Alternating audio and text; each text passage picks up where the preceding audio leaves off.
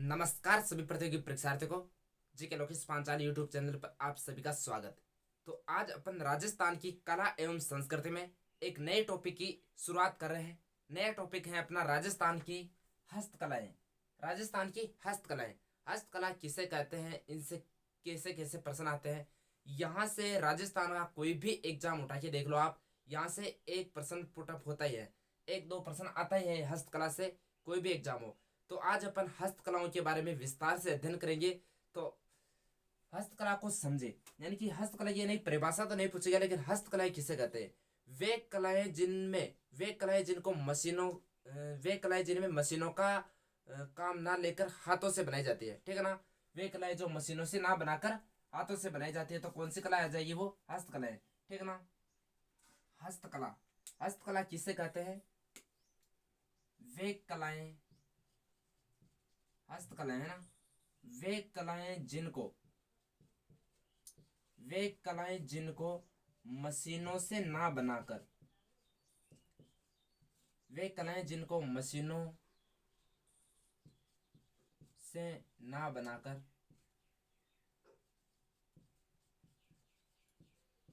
हाथों से बनाई जाती है, हाथों से बनाई जाती है,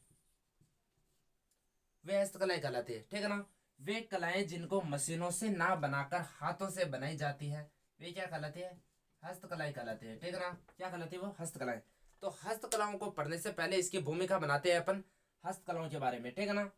तो राजस्थान की हस्तकला भारत में ही नहीं किंतु विश्व भर में प्रसिद्ध है। इसलिए राजस्थान को कहते हैं हस्तकलाओं का अजायब घर। क्या कहते हैं राजस्थान को, हस्तकलाओं का अजायब घर। ये दो चार पॉइंट आप याद रखिएगा। राजस्थान को हस्तकलाओं का अजायब घर या खजाना कहते हैं, ठीक है ना। राजस्थान को राजस्थान को हस्तकलाओं का राजस्थान को हस्तकलाओं का अजायब घर कहते हैं। क्या कहते हैं, अजायब घर, अजायब घर कहते हैं, ठीक है ना। अब क्यों कहते हैं, क्योंकि राजस्थान की जो हस्तकला है वो भारत ही नहीं किंतु पूरे विश्व भर में प्रसिद्ध है। इसलिए राजस्थान को हस्तकलाओं का अजायब घर या राजस्थान हस्तकलाओं का खजाना कहते हैं। तो यहाँ तक आपको समझ में आई होगी बात, यानी कि राजस्थान को क्या कहते हैं, हस्तकलाओं का अजायब घर कहते हैं, ठीक है ना। अब बात करते हैं अपन राजस्थान हस्तकला उद्योग के अंदर। राजस्थान राजस्थान हस्तकला उद्योग के अंदर कहाँ स्थित है। राजस्थान हस्तकला उद्योग केंद्र, राजस्थान हस्तकला उद्योग केंद्र की बात करें अपन, यह प्रश्न पहले पूछा भी गया है। राजस्थान हस्तकला उद्योग केंद्र कहाँ स्थित है, तो राजस्थान हस्तकला उद्योग केंद्र है बोरानाड़ा जोधपुर में। कहाँ हो जाएगा, बोरानाड़ा जोधपुर में है हस्तकला केंद्र, ठीक है ना। बोरानाड़ा कहाँ पड़ता है, जोधपुर में। तो यहाँ तक आपको दो प्रश्न याद हुए होंगे, यानी कि राजस्थान को हस्तकलाओं का क्या कहते हैं, अजायब घर कहते हैं।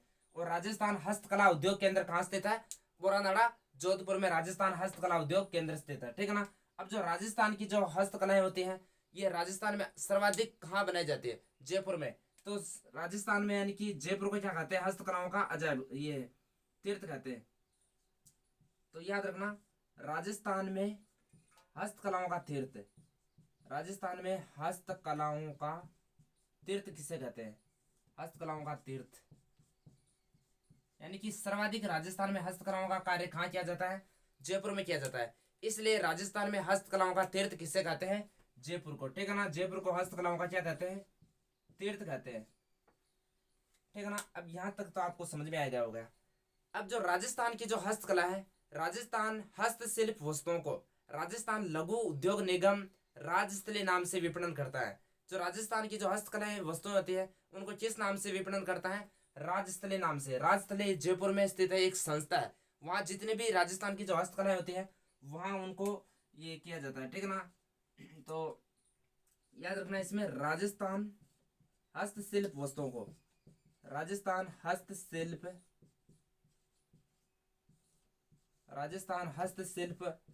वस्तुओं वस्तुओं को राजस्थान लघु उद्योग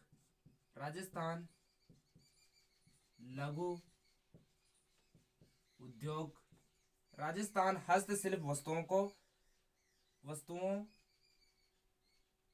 वस्तुओं को राजस्थान लघु उद्योग निगम राजस्थली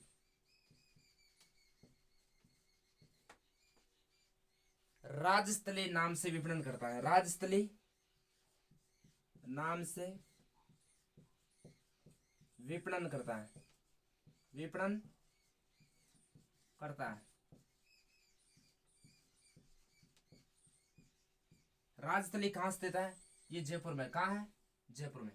तो यहाँ आपको ये लाइन समझ में आई होगी, यानी कि राजस्थान हस्तशिल्प वस्तुओं को, राजस्थान हस्तशिल्प वस्तुओं को राजस्थान लघु उद्योग निगम राजस्थली नाम से विपणन करता है। राजस्थली कहाँ स्थित है? जयपुर में। यहाँ तक आपको समझ में आ गई होगी, ठीक है ना।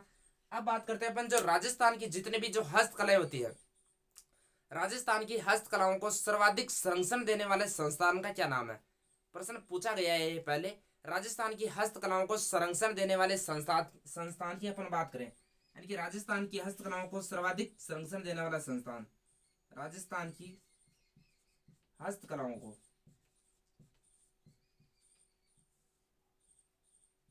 राजस्थान की हस्तकलाओं को सर्वाधिक संरक्षण देने वाला संस्थान, सर्वाधिक संरक्षण, राजस्थान की हस्तकलाओं को सर्वाधिक संरक्षण देने वाला संस्थान, देने वाला संस्थान कौन सा हो जाएगा?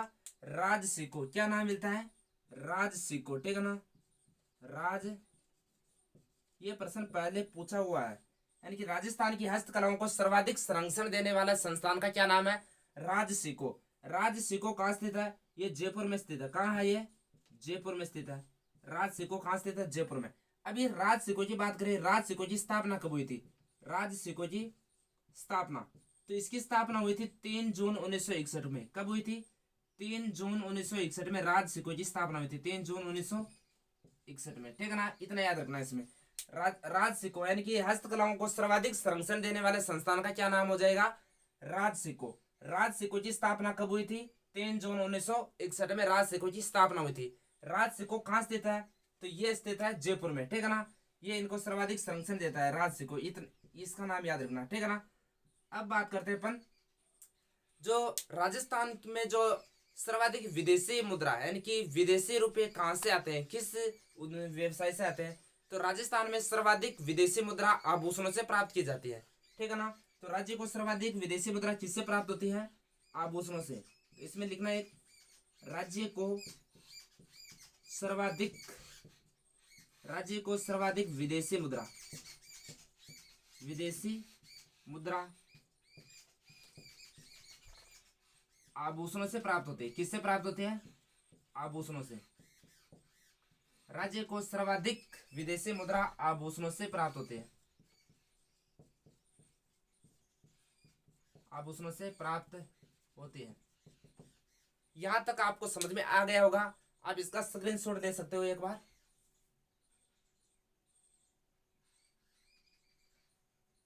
ठीक है ना। तो क्या पढ़ा आपने अब तक आपने हस्तकलाओं में? तो हस्तकलाएं किसे कहते हैं? वे कलाएं जिनको मशीनों से ना बनाकर हाथों से बनाया जाता है, मशीनों से ना बनाकर जिनका निर्माण हाथों से किया जाता है, वो क्या कहलाती है? हस्तकला कहलाती है। फिर बात कर रहे थे अपन हस्तकलाओं को, राजस्थान को हस्तकलाओं का अजायब घर कहते हैं, क्योंकि राजस्थान की हस्तकलाएं भारत ही नहीं पूरे दुनिया पर यानी कि विश्व भर में प्रसिद्ध है, इसलिए राजस्थान को क्या कहते हैं? हस्तकलाओं का अजायब घर या हस्तकलाओं का खजाना कहते हैं, ठीक है ना। फिर देखिए राजस्थान हस्तकला उद्योग केंद्र कहाँ स्थित है? राजस्थान हस्तकला उद्योग केंद्र स्थित है बोरानाड़ा जोधपुर में। कहाँ स्थित है हस्तकला उद्योग केंद्र? बोरानाड़ा जोधपुर में। राजस्थान में हस्तकलाओं का तीर्थ, राजस्थान में हस्तकलाओं का तीर्थ किसे कहते हैं? जयपुर को। यानी कि राजस्थान में सर्वाधिक हस्तकलाओं का निर्माण कहाँ किया जाता है? जयपुर में, इसलिए हस्तकलाओं का तीर्थ कहाँ हो गया? जयपुर हो गया, ठीक है ना। और राजस्थान हस्तशिल्प वस्तुओं को राजस्थान लघु उद्योग निगम राजस्थली नाम से विपणन करता है। राजस्थान की हस्तकलाओं को सर्वाधिक संरक्षण देने वाले संस्थान की अपन बात करें तो वो हो जाएगा राजसिको। राजसिको कहाँ है? जयपुर में। इसकी स्थापना 3 जून 1961 में हुई थी, ठीक है ना। फिर बात करें राज्य को सर्वाधिक विदेशी मुद्रा, राज्य को सर्वाधिक विदेशी मुद्रा किससे प्राप्त होती है? आभूषणों से प्राप्त होती है। तो यहां तक ये पॉइंट उतारिएगा आप।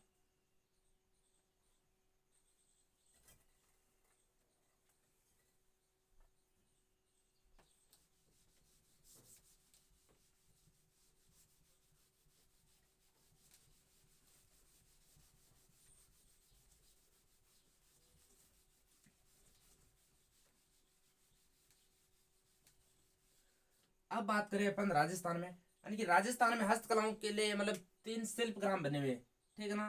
राजस्थान में 3 शिल्प ग्राम, क्या है 3 शिल्प ग्राम, इनके नाम याद रखना है, यहां से प्रश्न पहले पूछा हुआ है। शिल्प ग्राम, शिल्प ग्राम क्या होता है, जहां पर सर्वाधिक केवल और केवल हस्तकला यानी कि हाथों से निर्मित वस्तुओं का ही क्रय विक्रय किया जाता है। तो राजस्थान में कितने शिल्प ग्राम है, 3। अब पहला की बात करें तो हवाला शिल्प ग्राम, कौन सा हो जाएगा, हवाला शिल्प ग्राम। हवाला शिल्प ग्राम कहाँ स्थित है, ये हो जाएगा उदयपुर में। कहाँ है हवाला शिल्प ग्राम, उदयपुर में। ये राज्य का प्रथम हवाला ग्राम, यानी कि राज्य का प्रथम शिल्प ग्राम है ये, यानी कि राज्य का क्या है ये, प्रथम शिल्प ग्राम,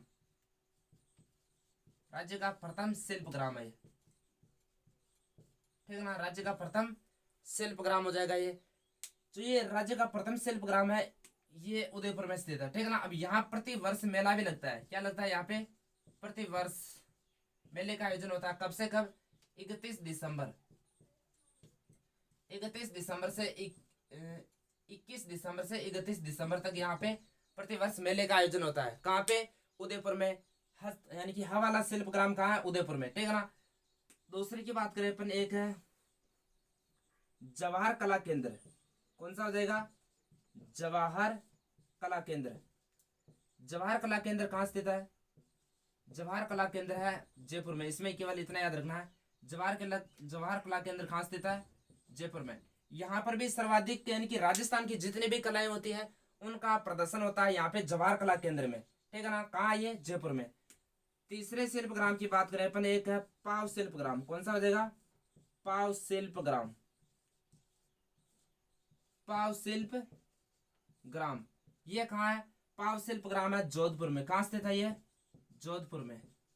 तो राजस्थान के 3 शिल्प ग्राम ये हुए, यानी कि हवाला शिल्प ग्राम उदयपुर में है, जवाहर कला केंद्र जयपुर में स्थित है, और पाव शिल्प ग्राम जोधपुर में स्थित है।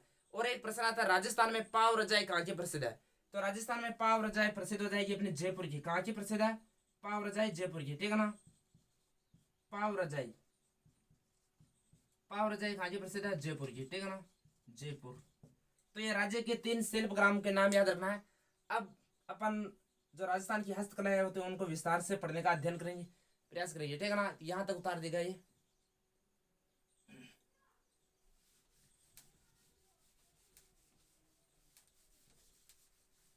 अब राजस्थान की जितने भी हस्तकलाएं हैं उनको अपन विस्तार से यानी कि सिस्टमेटिक तरीके से पढ़ने का प्रयास करेंगे, क्योंकि मतलब जो कपड़े से संबंधित हस्तकलाएं होती हैं उनको अलग पढ़ेंगे, चमड़े से निर्मित अलग पढ़ेंगे, मृदा से यानी कि मिट्टी से बनी हुई कलाओं को अलग पढ़ेंगे, आभूषणों से, धातुओं से। तो इस प्रकार से अलग अलग पढ़ने का प्रयास करेंगे, ठीक है ना। तो कौन कौन से पढ़ेंगे, जैसे सबसे पहले पढ़ेंगे अपन आभूषणों से संबंधित कलाएं, ठीक है ना।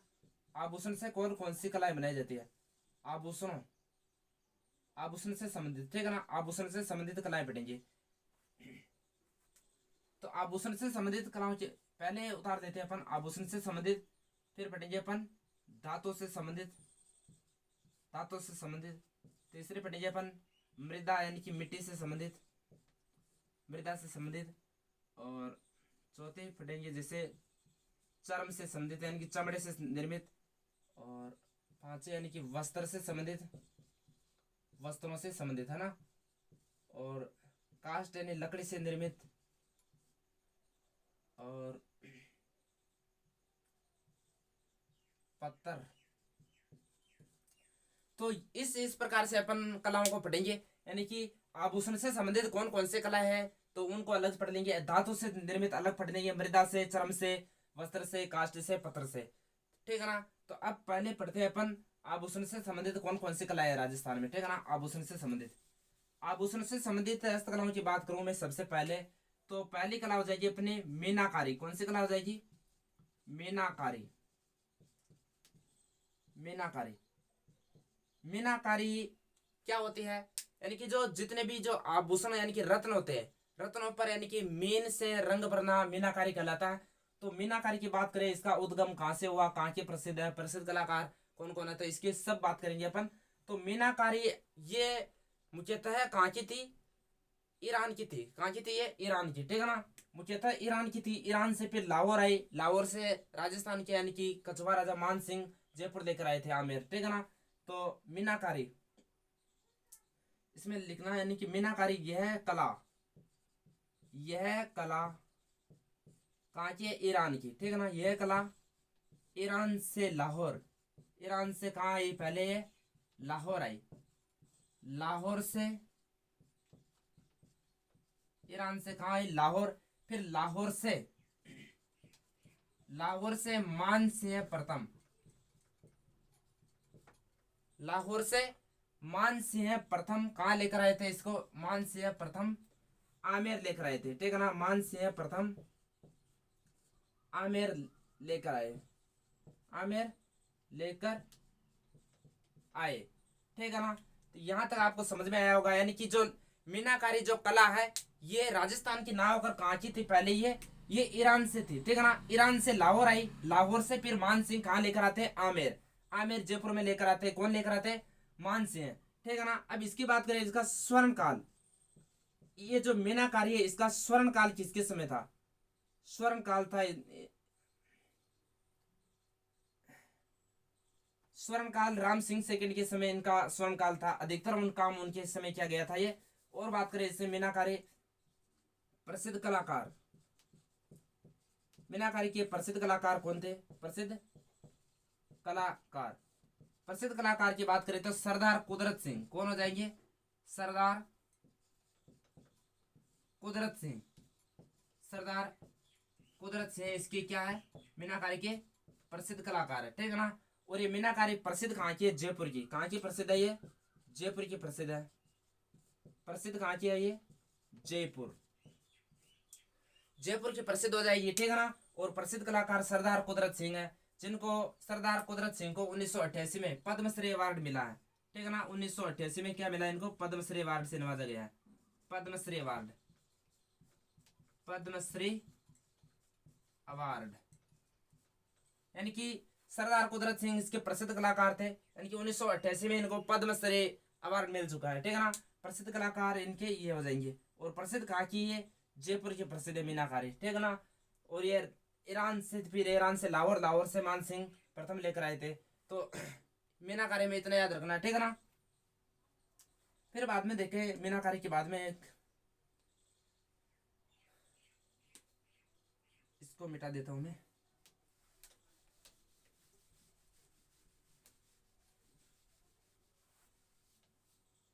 आभूषणों से संबंधित पढ़ रहे हैं अपन, ये तो पता चली गया आपको।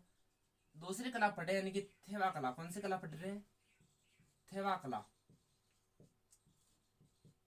यहां से प्रश्न पहली बार पूछा भी गया है, यानी कि बहुत सी बार यहाँ से कला, हस्तकलाओं से सर्वाधिक प्रश्न यहाँ से पूछा गया है। अभी हस्तकला कहाँ की प्रसिद्ध है, यानी कि प्रतापगढ़ की प्रसिद्ध है, प्रतापगढ़ की, ठीक है ना। हस्तकला कहाँ, ये थेवा कला कहाँ की प्रसिद्ध है, प्रतापगढ़ की। प्रश्न इस प्रकार से आता है, यानी कि राजस्थान का राज सोनी परिवार किस कला हेतु प्रसिद्ध है, प्रतापगढ़ का राज सोनी परिवार किस कला हेतु प्रसिद्ध है, तो थेवा कला से प्रसिद्ध है, थेवा कला के लिए जाना जाता है। थेवा कला कहाँ की प्रसिद्ध है, प्रतापगढ़ की। यहाँ का राज सोनी परिवार इस कला से पारंगत है, ठीक है ना। राज सोनी परिवार, राज सोनी परिवार ये काम करता है। इसमें क्या किया जाता है, यानी कि हरे कांच पर यानी कि सोने की जड़ाई की जाती है, यानी कि बेल्जियम कांच पर सोने का काम किया जाता है, ठीक है ना। तो ये लाइन लिखनी है, बेल्जियम कांच पर, बेल्जियम कांच पर सोने का काम किया जाता है, सोने का काम किया जाता है। बेल्जियम कांच पर किसका काम किया जाता है, सोने का काम किया जाता है, ठीक है ना। अब बात करें इस थेवा कला की, यानी कि थेवा कला के प्रसिद्ध कलाकार की बात करें अपन, प्रसिद्ध कलाकार, तो इसके प्रसिद्ध कलाकार हो जाएंगे, यानी कि इसके शुरू को किसने किया था, नाथूजी सोनी ने, किसने किया था, नाथूजी सोनी। याद रखना इस थेवा कला के प्रसिद्ध कलाकार नाथूजी सोनी को राष्ट्रपति अवार्ड से, राष्ट्रपति अवार्ड मिल चुका है इनको, क्या मिल चुका है, राष्ट्रपति अवार्ड मिल चुका है, ठीक है ना। और नाथूजी सोनी को यानी कि पद्मश्री अवार्ड भी मिल चुके हैं बहुत सारे इनको, ठीक है ना। अब इसके नाथूजी सोनी के पुत्र हुए महेश राज सोनी, ठीक है ना, महेश सोनी, महेश सोनी। इनको 2012 में, 2000 कब नहीं सॉरी 2015 में पद्मश्री अवार्ड मिला है। क्या मिला है? पद्मश्री अवार्ड मिला है, पद्मश्री अवार्ड। तो थेवा कला कहाँ की प्रसिद्ध है? प्रतापगढ़ की, ठीक है ना। बेल्जियम कांच पर सोने का काम किया जाता है।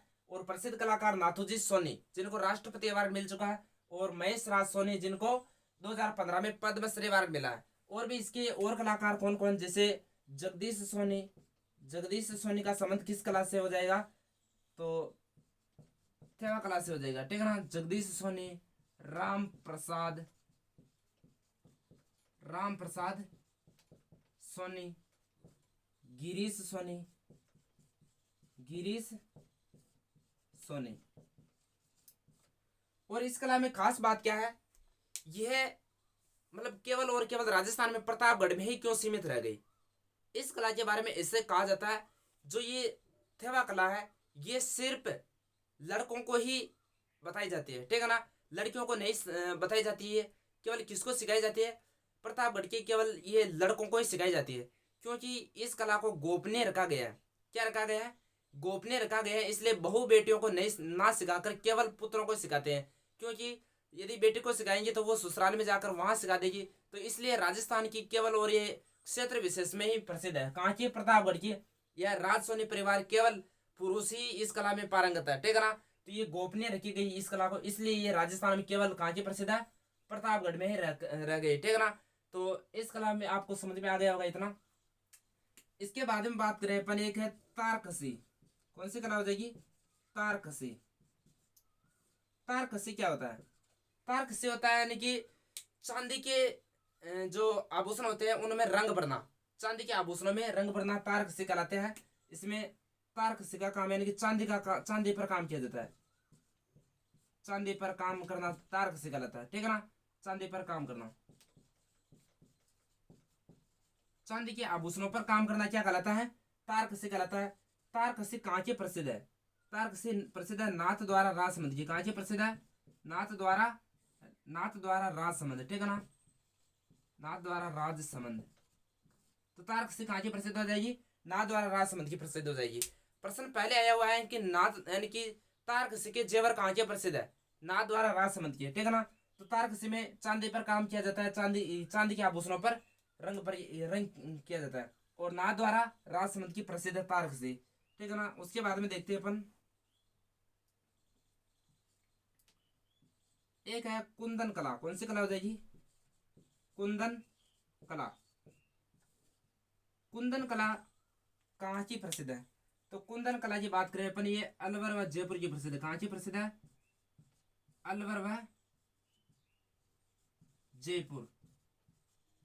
अलवर व जयपुर की प्रसिद्ध है कुंदन कला। इसमें क्या किया जाता है? सोने के आभूषणों पर, जो सोने के जो आभूषण होते हैं उन पर कीमती पत्थरों की जड़ाई की जाती है। सोने के आभूषणों पर कीमती पत्थरों की जड़ाई की जाती है, ठीक है ना। सोने के आभूषणों पर, सोने के आभूषणों पर कीमती पत्थरों की जड़ाई, कीमती पत्थरों की जड़ाई की जाती है।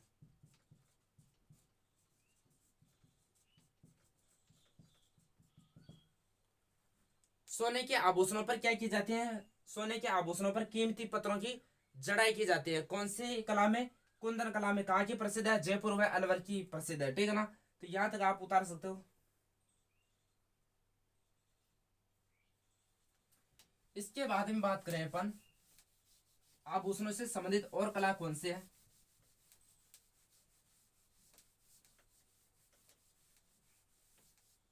आभूषणों के बाद में और हो जाएगी अपने 4-5 नंबर में हो जाएगी एक पीतल पर मीनाकारी। पीतल पर मीनाकारी। पीतल पर मीनाकारी कहाँ की प्रसिद्ध है? तो ये प्रसिद्ध हो जाएगी जयपुर की। कहाँ की है? जयपुर की। पीतल पर मीनाकारी का मतलब क्या होता है? यानी कि जो पीतल से जो वस्तुएं बनी होती है उन पर काम करना, उन पर मीनाकारी करना। मीनाकारी का अर्थ हो गया मीन से यानी कि रंग भरना। तो पीतल पर मीनाकारी कहाँ की प्रसिद्ध है? जयपुर की प्रसिद्ध है। इसके प्रसिद्ध कलाकार की बात करें अपन, प्रसिद्ध कलाकार, प्रसिद्ध कलाकार कौन थे इसके? प्रसिद्ध कलाकार, ठीक है ना। पीतल पर मीनाकारी के प्रसिद्ध कलाकार हो जाएंगे अपने, एक तो जान जान नूर मोहम्मद, जान नूर मोहम्मद, ठीक है ना, मोहम्मद। और अब्दुल रज्जाक कुरैशी, अब्दुल रज्जाक कुरैशी, तो इसके प्रसिद्ध कलाकार है। पीतल पर मीनाकारी कहाँ की प्रसिद्ध है? जयपुर की। प्रसिद्ध कलाकार जान नूर मोहम्मद, जान नूर मोहम्मद और अब्दुल रज्जाक कुरैशी, ठीक है ना। एक है यहाँ पर तांबे पर मीनाकारी, तांबे पर मीनाकारी, ठीक है ना, तांबे पर मीनाकारी।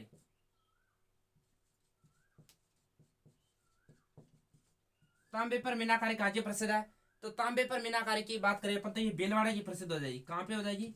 भीलवाड़ा में। यानी कि तांबे के जो बर्तन होते हैं उन पर मीनाकारी कहाँ पे की जाती है? भीलवाड़ा में। तो तांबे पर मीनाकारी कहाँ की प्रसिद्ध हो गई? भीलवाड़ा में। और पीतल पर मीनाकारी कहाँ की प्रसिद्ध है? जयपुर की। और इसके प्रसिद्ध कलाकार ये, ठीक है ना। तो और आभूषण से बात करें अपन, नकली आभूषण, राजस्थान में नकली जेवर कहाँ की प्रसिद्ध है? नकली जेवर या नकली आभूषण, नकली आभूषण को क्या कहते हैं? तूड़िया, तूड़िया है ना, क्या कहते हैं? तूड़िया। नकली जेवर या नकली आभूषण कहाँ के प्रसिद्ध है? तो ये राजस्थान में है, धौलपुर में है, राजा खेड़ा। कहाँ के हो जाएंगे? राजा खेड़ा धौलपुर के, धौलपुर, ठीक है ना। राजा खेड़ा धौलपुर की क्या प्रसिद्ध है? नकली आभूषण प्रसिद्ध है, यानी कि तोड़िया। नकली आभूषणों को क्या कहा जाता है? तोड़िया कहा जाता है। ये कहाँ के प्रसिद्ध है? यानी कि राजा खेड़ा धौलपुर के प्रसिद्ध है, ठीक है ना। यहां तक उतार सकते हो आप। ये जो आभूषणों से संबंधित जो कलाएं थी इनके बारे में अपने चर्चा की थी। सबसे पहले मीनाकारी पढ़ी थी, फिर पढ़ी थी थेवा कला, थेवा कला के बाद में तारक से बाद में कुंदन कला, पित्तल पर मीनाकारी, तांबे पर मीनाकारी और नकली जेवर, ठीक है ना। अब पढ़ेंगे अपन धातु से संबंधित कौन कौन सी कलाएं होती है, धातु से संबंधित। तो यहां तक उतारिएगा आप।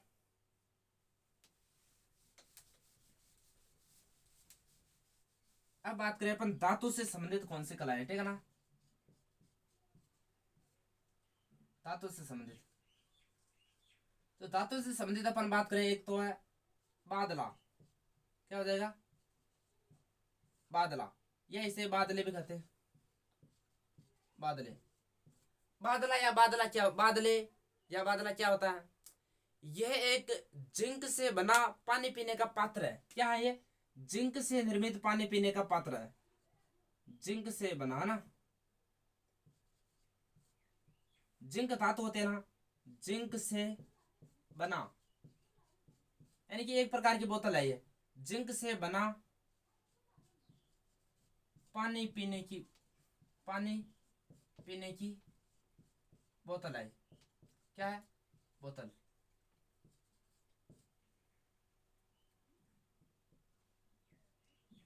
तो जिंक से बना पानी पीने की बोतल है, पानी पीने की क्या है? ये बोतल है। इसमें क्या होता है? बाहरी आवरण यानी कि कपड़े या चमड़े का आवरण लगा रहता है, कपड़े या चमड़े, चमड़े का क्या आवरण रहता है। कितनी भयंकर गर्मी हो, यदि इस पात्र में यदि पानी भरा हुआ है तो वो क्या रहेगा? लंबे समय तक ठंडा रहता है। तो बादले कहाँ के प्रसिद्ध है? प्रश्न यहाँ से है, यानी कि बादले कहाँ के प्रसिद्ध है? तो बादले प्रसिद्ध हो जाएंगे जोधपुर के। कहाँ के प्रसिद्ध है बादले? जोधपुर के प्रसिद्ध है, ठीक है ना। बादले क्या होता है? जिंक से निर्मित पानी पीने का एक पात्र होता है जिस पर बाहर यानी कि कपड़े या चमड़े का आवरण लगा रहता है। इस पर लंबे समय तक पानी ठंडा रहता है, ठीक है ना। एक है मुरादाबादी,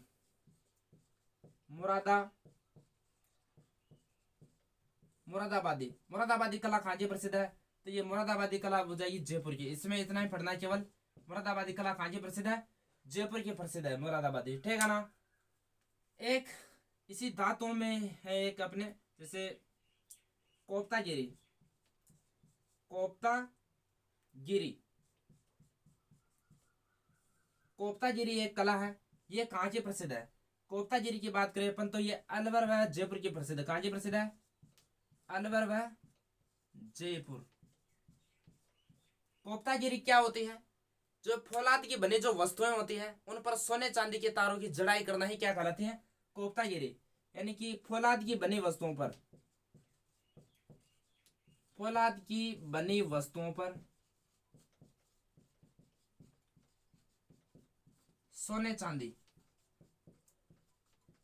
सोने चांदी की जड़ाई करना, ठीक है ना।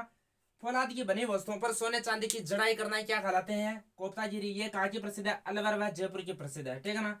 इसके बाद में देखें एक होती है कला तह निशा, तह निशा, ये कहाँ की प्रसिद्ध है। तो तह निशा की बात करें तो ये कहाँ की हो जाएगी, ये अलवर तो है ही है, अलवर व जयपुर उदयपुर की प्रसिद्ध है, अलवर व उदयपुर की प्रसिद्ध है कौन सी कला, तह निशा। तह निशा में क्या होता है, यानी कि जो धातु होती है, धातु से निर्मित जो वस्तुएं होती है, कुछ भी हो सकता है, जैसे तलवार है, कटार है, और कुछ भी वस्तुएं हो सकती है, ठीक है ना, अंगूठियां वगैरह। कुल मिला के जैसे तह निशा को समझो, अंगूठी होती है ना, अंगूठी पर कीमती पत्थर की जड़ाई करना, यानी कि उस पर उसको खोद कर उसमें धातु भरना, धातु को खोद कर उस पर रत्न भरना, यानी क्या कहलाती है, तह निशा। यानी कि धातुओं को खोद कर उस पर धातुओं को खोद कर, धातुओं को खोद कर उसमें रत्न भरना,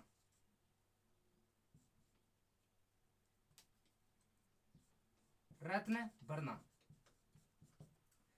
तह निशा कहाँ की प्रसिद्ध है, अलवर व उदयपुर की। धातुओं को खोद कर उसमें यानी कि रत्न भरा जाता है। जैसे अपने तलवार होती कि नहीं होती, तलवार पे जो वो होता है हत्ता, हत्ते पर कितने प्रकार की अलग अलग प्रकार से वो रत्न जड़े रहते हैं, या अंगूठी देख सकते हो, अंगूठी पर मतलब वो रत्न जड़े रहते हैं। तो किस प्रकार से कला वो, तह निशा, ये अलवर व उदयपुर की प्रसिद्ध है। कोफ्तागिरी ये अलवर व जयपुर की प्रसिद्ध है। फौलाद की बनी वस्तुओं पर सोने चांदी की जड़ाई की जाती है इसमें। और मुरादाबादी जयपुर की प्रसिद्ध है। बादला या बादले जोधपुर के, जो जिंक से निर्मित पानी पीने का पात्र होता है, जो जिसके बाहर में, बाहर यानी कि चमड़े वो कपड़े व चमड़े का आवरण लगा रहता है। तो यहां तक उतारिएगा आप।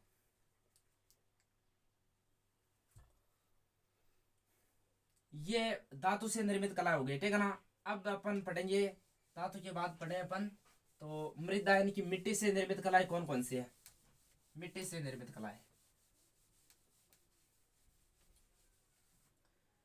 मृदा से निर्मित कलाओं की बात करें अपन, मृदा, मृदा से निर्मित कला पढ़ेंगे। इससे इसमें पढ़े अपन पहले, एक है टेराकोटा, टेरा कोटा। यहां से प्रश्न बहुत सी बार पूछा गया है, यानी कि टेराकोटा, राजस्थान में टेराकोटा कहाँ की प्रसिद्ध है, टेराकोटा कहाँ की प्रसिद्ध है। तो ये टेराकोटा प्रसिद्ध है अपने राजस्थान में, मोलेला गांव, नाथ द्वारा, राजसमंद में। मोलेला नाथ द्वारा राजसमंद, मोलेला गांव कहां पड़ता है, नाथ द्वारा राजसमंद, ठीक है ना। तो मोलेला कला कहाँ की प्रसिद्ध हो गई, राजस्थान में। मोलेला कला नाथ द्वारा राजसमंद, मोलेला गांव नाथ द्वारा राजसमंद की। यदि ये ऑप्शन में नहीं है तो आएगा हरजी गांव जालोर में, कहाँ की प्रसिद्ध है, हरजी गांव कहाँ पड़ता है ये, जालोर, हरजी गांव जालोर, हरजी गांव जालोर में।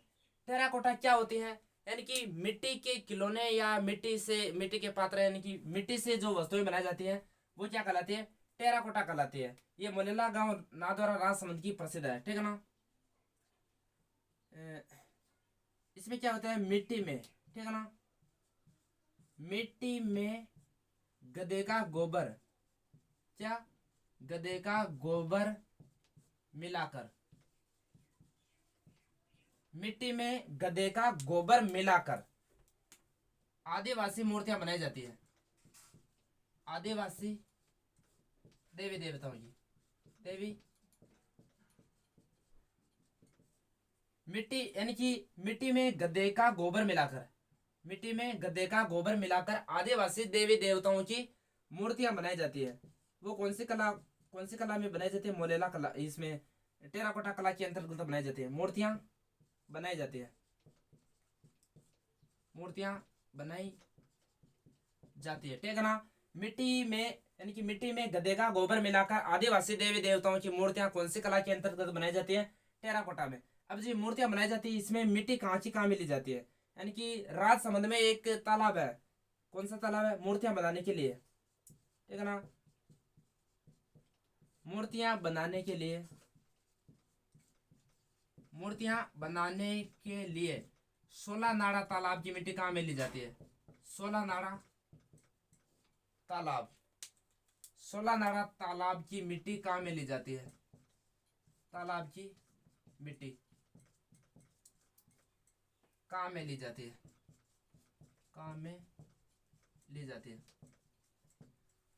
तो यहां तक आपको समझ में आया होगा, यानी कि टेराकोटा क्या है, यानी कि जो मिट्टी की जो मूर्तियां बनाई जाती है, मिट्टी की मूर्तियों के अलावा और भी कुछ बना सकते हैं, तो वो कौन सी कला के अंदर बनाया जाता है? तो टेराकोटा कला में। ये कहाँ की प्रसिद्ध है? राजस्थान में मोलेला गांव नाथ द्वारा राजसमंद की प्रसिद्ध है। और यदि ये ऑप्शन में नहीं है तो कहाँ की प्रसिद्ध है? हरजी गांव जालौर में। हरजी गांव जालौर में मिट्टी की मूर्तियां बनाई जाती है। उसमें क्या बनाए जाते हैं? अधिकतर मामा जी के घोड़े। मामा जी के घोड़े कहाँ के प्रसिद्ध है? तो ये हो जाएंगे मामा जी के घोड़े हर जगह जालौर में, ठीक है ना। मामा जी के घोड़े कौन सी कला में बनाए जाते हैं? यानी कि ये टेराकोटा कला।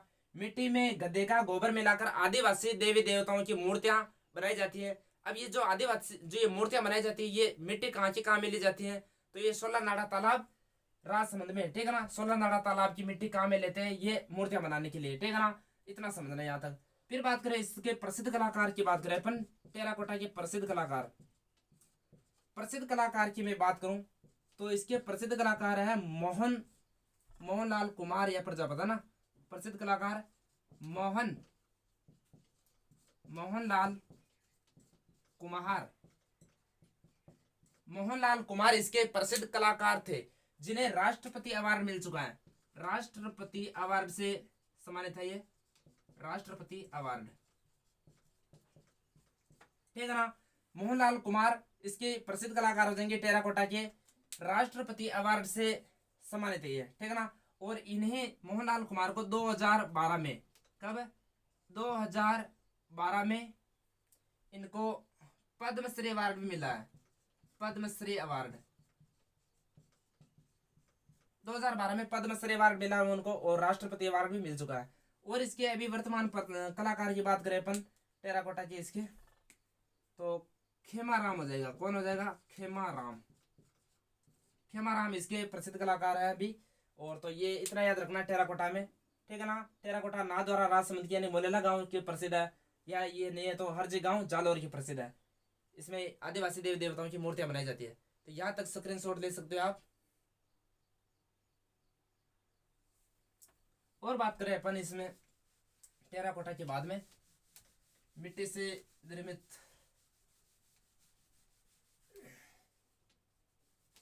तो एक तुम पढ़ते हो सबसे ज्यादा प्रश्न यहां से पूछा भी जाता है, कौन सी पोट्री हो जाएगी?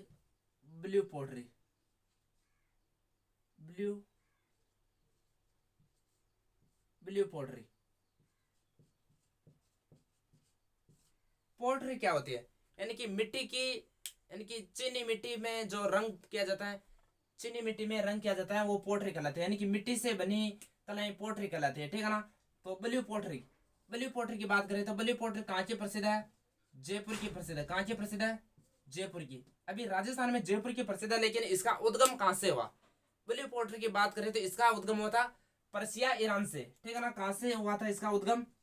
उद्गम की बात करें, उद्गम पर्सिया ईरान से, पर्सिया ईरान से इसका उद्गम हुआ था। ईरान से फिर ये कहाँ आती है? लाहौर। कहाँ आती है? लाहौर। फिर लाहौर से जयपुर में आमेर कौन लेकर आता है? मान सिंह, ठीक है ना। लाहौर से मान सिंह प्रथम, लाहौर से मान सिंह प्रथम आमेर लेकर आते हैं। कहाँ लेकर आते हैं? आमेर जयपुर में है ना, आमेर लेकर आते हैं।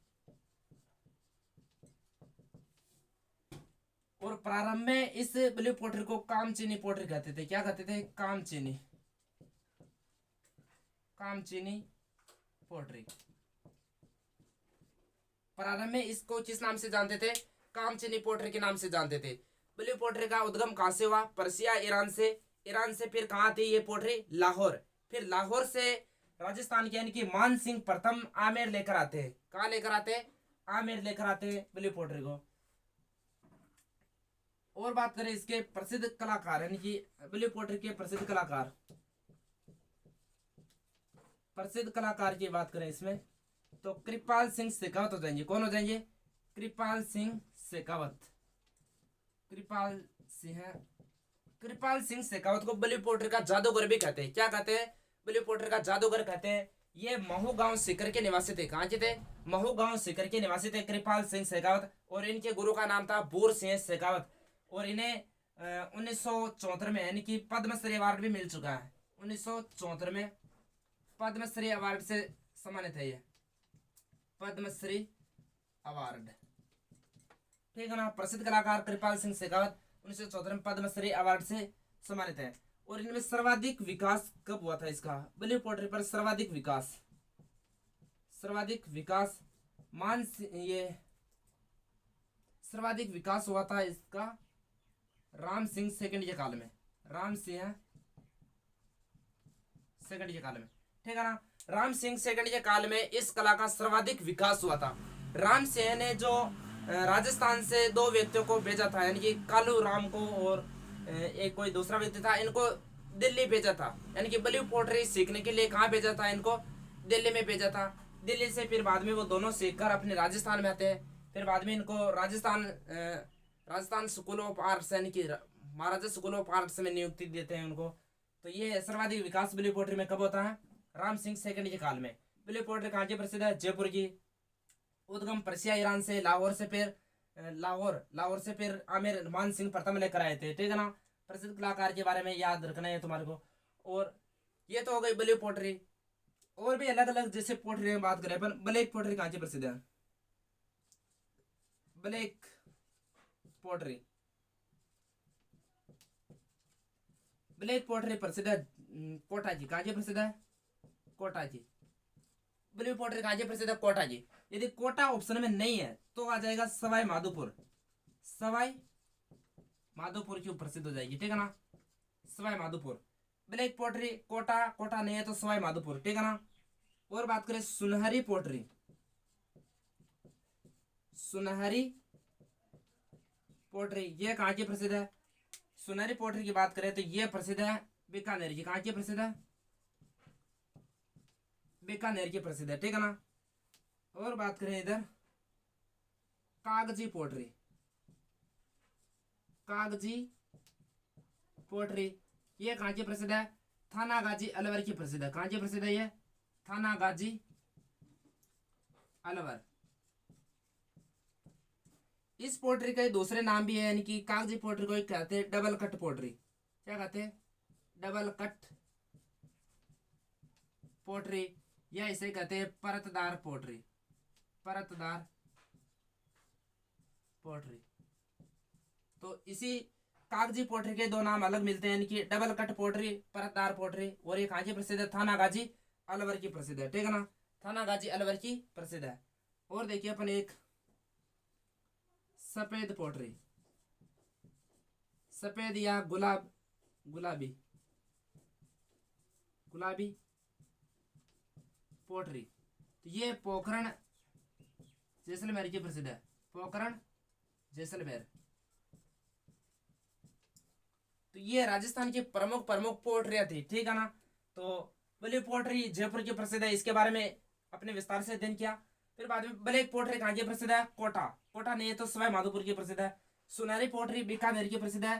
कागजी पोट्री थानागाजी अलवर की प्रसिद्ध है। ठीक है ना। और सफेद पोट्री या गुलाबी पोट्री पोखरण जैसलमेर की प्रसिद्ध है। यहां तक उतार लो आप।